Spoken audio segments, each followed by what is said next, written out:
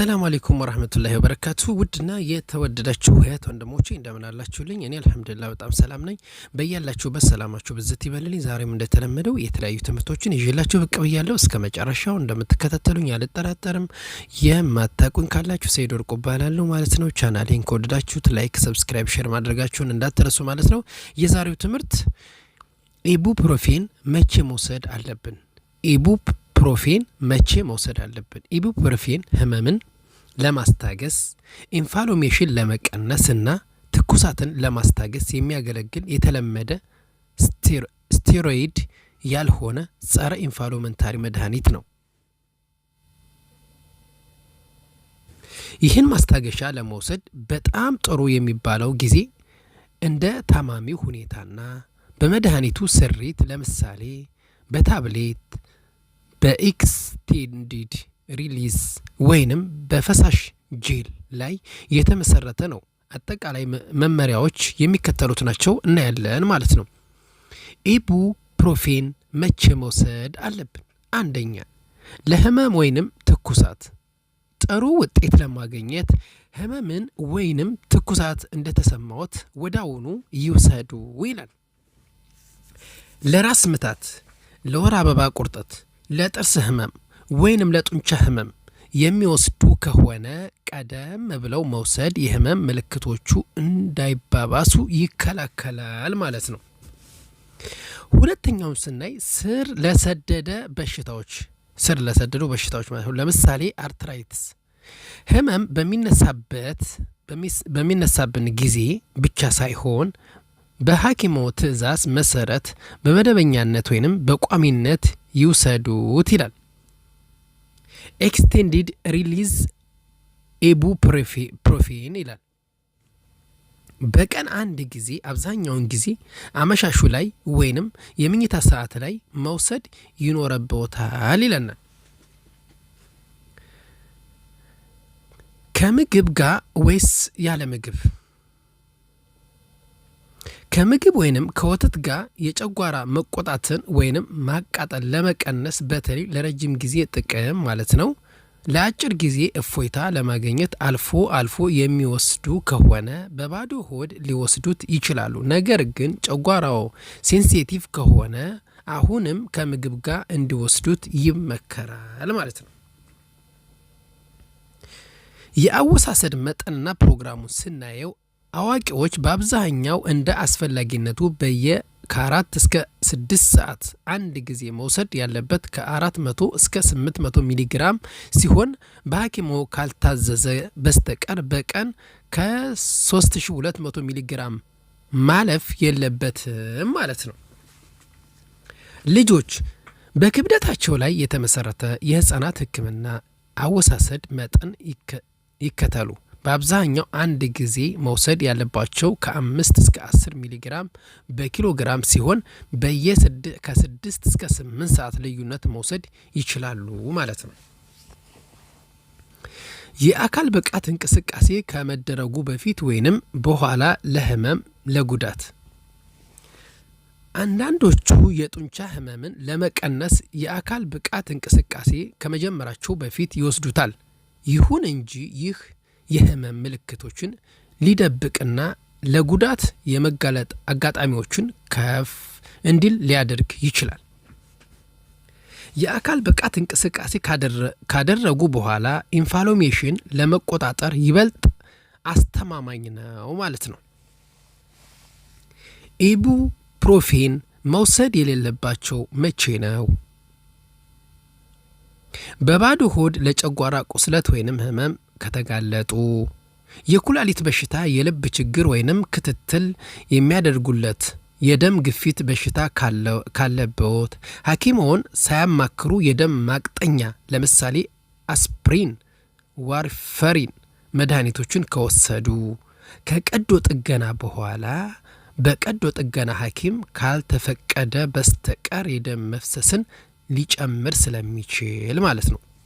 ቁልፍ ነጥቦችን ስናይ ጨጓራን ለመጠበቅ በምግብ ወይንም በወተት ቢወስዱት የተሻለ ነው። ለአጣዳፊ ህመም፣ ትኩሳት፣ የበሽታውን መጀመሪያ ምልክት እንዳዩ መውሰድ ማለት ነው። ስር የሰደደ ህመም ሲከሰት በሐኪምዎ ትዕዛዝ ወይንም መመሪያ መሰረት ይውሰዱ። በየቀኑ ከታዘዘለዎት ከፍተኛ መጠን በላይ አይውሰዱ። አብዛኛውን ጊዜ እንደ ህመሞ ሁኔታ ቢወሰንም ለአዋቂዎች ከ1200 እስከ 3200 ሚሊግራም በቀን ማለት ነው መውሰድ ያለባቸው። እንግዲህ ይሄን ያህል ነው ማለት ነው። ስለዚህ እያንዳንዷ ነገር ስንወስድ መረጃ ባለው መሰረት ነው እንጂ ዝም ብለን ያገኘነውን ነገር መውሰድ ከጥቅሙ ጉዳቱ ያመዝናል ማለት ነው። እሺ ሌላው የምናየው ብዙ ጊዜ አቅርቤላችኋለሁ ማለት ነው። ግልጽ ካልሆነላችሁ ለደም አይነቶ ተስማሚ የሆኑ ምግቦችን ማለት ነው አይተናል። አሁንም በደንብ እናያቸዋለን ማለት ነው። የደም አይነት ማለት ነው። የደም አይነቶችን እናያለን። ኦ ከሆነ ብለድ ኦ ማለት ነው። የምግብ ፕሮፋይሎ የአመጋገብ ምድበውን እናያለን ማለት ነው።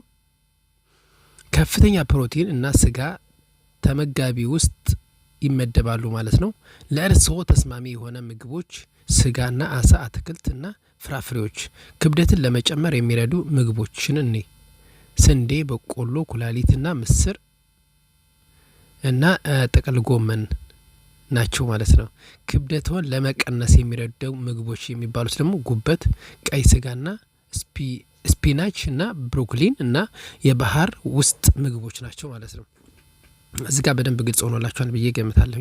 ክብደትን ለመጨመር የሚረዱ ምግቦችን ስንዴ፣ በቆሎ፣ ኩላሊት፣ ምስርና ጥቅል ጎመን ናቸው።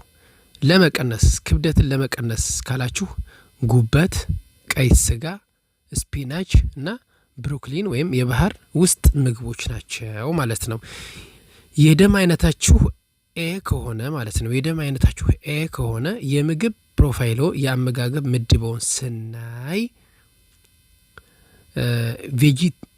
ቬጂቴሪያን ወይንም አትክልት ተመጋቢዎች ውስጥ ስናይ ቬጂቴብሎቹን ወይም አትክልት ተመጋቢዎቹን ለእርስዎ ተስማሚ የሆኑ ምግቦችን ስናይ አትክልት፣ የባህር ውስጥ ምግቦች፣ ጥራጥሬዎችና ፍራፍሬዎች ናቸው።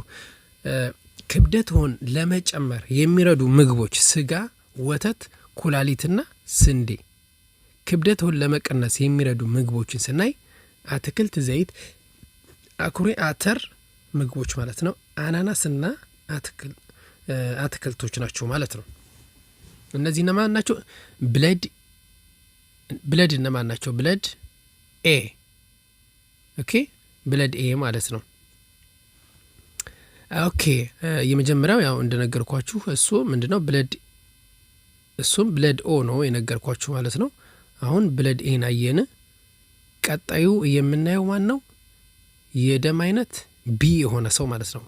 የምግብ ፕሮፋይሉ የአመጋገብ ምድቦ ከአትክልትና ስጋ የተመጣጠነ ተመጋቢ ናቸው ማለት ነው። ለእርስዎ ተስማሚ የሆኑ ምግቦች ስጋ፣ ዶሮን አይጨምርም ማለት ነው። ወተትና የወተት ተዋጽኦዎች፣ ጥራጥሬና ቦሎቄ፣ አትክልትና ፍራፍሬዎች ናቸው። ክብደትዎን ለመጨመር የሚረዱ ምግቦችን ስናይ በቆሎ፣ ምስር እና ለውዝ፣ አጃና ስንዴ ናቸው።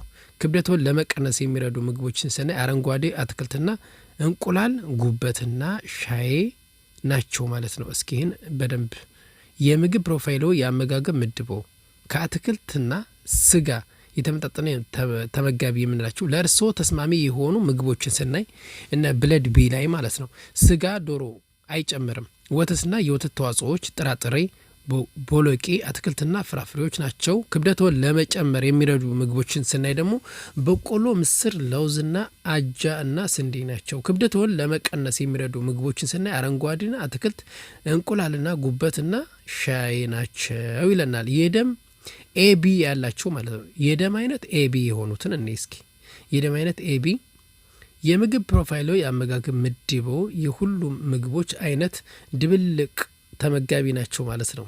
እንግዲህ ለእርስዎ ተስማሚ የሆነው ምግቦችን ስናይ ስጋ፣ የባህር ውስጥ ምግቦች፣ ወተትና አረንጓዴ አትክልት ፍራፍሬዎች ናቸው ማለት ነው።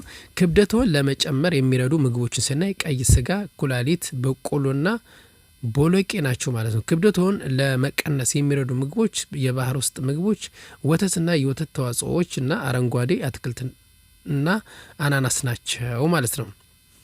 ስለዚህ እንግዲህ ይህን በደንብ አድርጌ አብራርቼ አልገባኝም የምትሉ ካላችሁ ቅጣት አለው ማለት ነው። እስከ መጨረሻው ስለተከታተላችሁኝ ከልብ አመሰግናለሁ። በሌላ ፕሮግራም እስከምንገናኝ መልካም ቆይታ ይሁንላችሁ። ወሰላሙ አለይኩም ወረህመቱላሂ ወበረካቱ።